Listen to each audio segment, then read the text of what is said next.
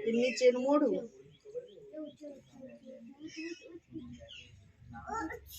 જો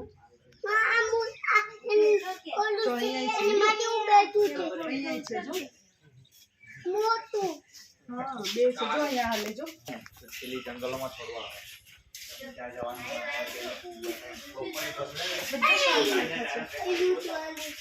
અહીંયા તો એકદમ બેબી છે પાછળ બેઠું છે બેબી છે એકદમ પાછળ બેઠું છે એટલું ન દેખે બેટા કાચમાં જે તડકો છે ને એટલું મોટું છે જો આવું છે મોટું રાખીને બેઠું છે